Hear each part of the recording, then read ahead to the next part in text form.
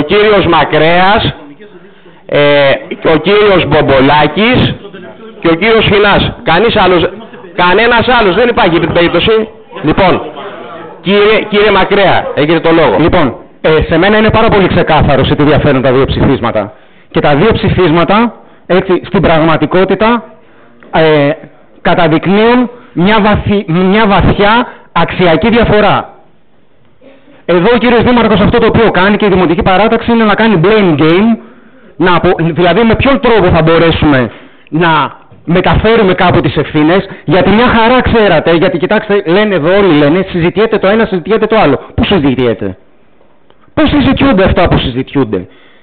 Λοιπόν, εγώ σας πληροφορώ, επειδή όταν συζητιούνται λοιπόν στους διαδρόμους, έχω κάθε δικαίωμα, όχι μόνο κάθε δικαίωμα, είμαι απόλυτα σίγουρος ότι πριν από 4 χρόνια όταν ιδρύθηκε το πειραματικό γυμνάσιο, μια χαρά γνωρίζατε όλοι ότι θα θυσιαστεί ένα λύκειο της πόλης και δεν κάνατε απολύτως τίποτα.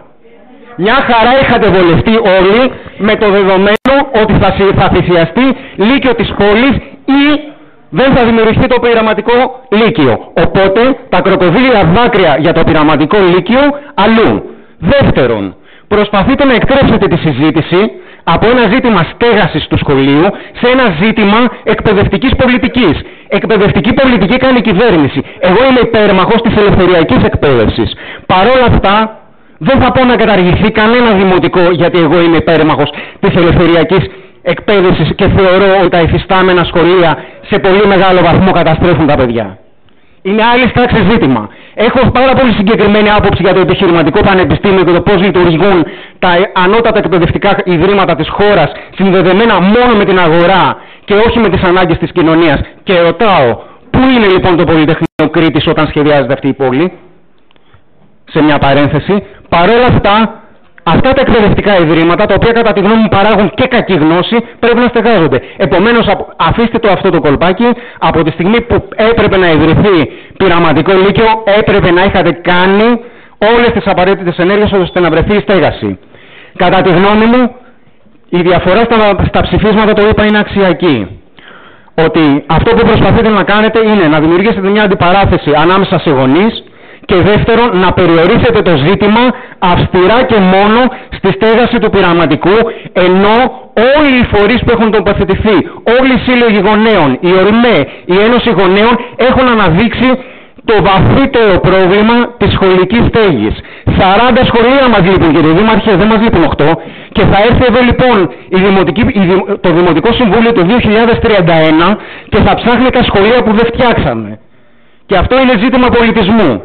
Και αν έχουμε μία ευθύνη, και εδώ καλώ τον κάθε έναν από εδώ να τοποθετηθεί, αν έχουμε μία ευθύνη σε αυτό το Δημοτικό Συμβούλιο, είναι όταν έχουμε τελειώσει να έχουν δρομολογηθεί και τα 40 σχολικά συγκροτήματα, τα οποία προβλέπουν όχι από κάποια επαναστατική πρωτοπορία, αλλά από το Γενικό Πολυδομικό Σχέδιο. Και το ρωτάω, θα το κάνουμε ή δεν θα το κάνουμε? Θα δώσουμε σχολεία για τους μαθητές της πόλης ή δεν θα το κάνουμε? Αν δεν μπορούμε να το κάνουμε, αν αποδεχτούμε λοιπόν ότι αυτή η πόλη που ακμάζει, που προοδεύει, που επενδύει, που αναπτύσσεται, δεν μπορεί να φτιάξει σχολείο για τα παιδιά μας, αναρωτιέμαι, έχουμε λόγο ύπαρξης ως Δημοτικό Συμβούλιο? Το ζήτημα είναι υπαρξιακό. Θα δώσουμε το 2017 ορίστηκαν κατά ΔΙΤ και θα φτάσει 2017, 10 χρόνια δηλαδή, για να έχουμε νέες σχολικές μονάδες. Επομένως, για να έχουμε λοιπόν το 2034 κάποια από τα 40 σχολικά συγκροτήματα που λείπουν, θα πρέπει τώρα να προγραμματιστούν. Όχι αύριο. Και εδώ είναι λοιπόν η διαφορά στο ψήφισμα. Ότι στο ψήφισμά μας βάζουμε, βάζουμε και λέμε ξεκάθαρα. Και προσωπικά δεν θα ψηφίσω κανένα ψήφισμα το οποίο δεν βάζει κάλυψη του συνόλου των αναγκών της κοινωνίας σε σχολική στέγη. Αυτή είναι η ιστορική ευθύνη αυτού του Δημοτικού Συμβουλίου. Ευχαριστούμε, κύριε Μακρέα.